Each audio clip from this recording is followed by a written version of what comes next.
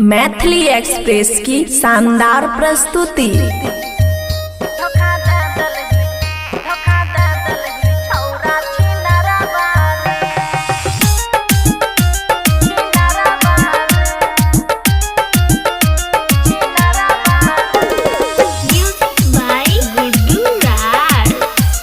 खुशी recording studio बलुआहा।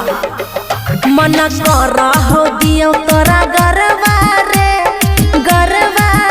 धोखा दे दल ही छौरा छिनरबा रे, धोखा दे दल ही छौरा छिनरबा रे, दर्द दल ही तू दिल के भीतरबा रे, धोखा दे दल ही छौरा छिनरबा रे, धोखा दे दल ही छौरा छिनरबा रे।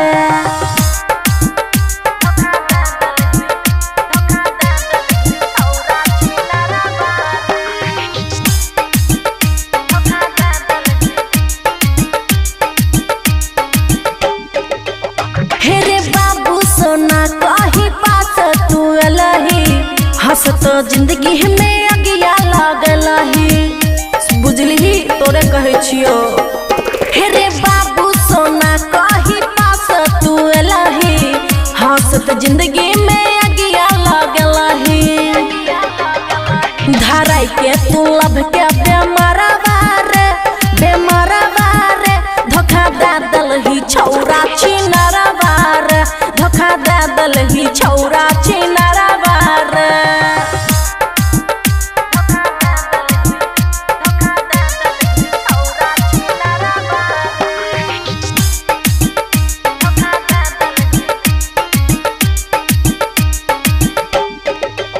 अरे नहीं हम जानलियो तोहर नियत रहो गंदा, छौरी पटावे के छौ तोहर धंधा रे सुनने।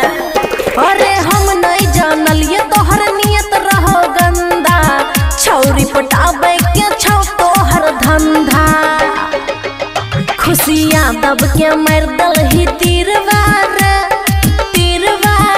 धोखा दे दल ही छौरा छिनरबा रे, धोखा दे दल ही छौरा छिनरबा रे। खुशी रिकॉर्डिंग स्टूडियो बलुआहा।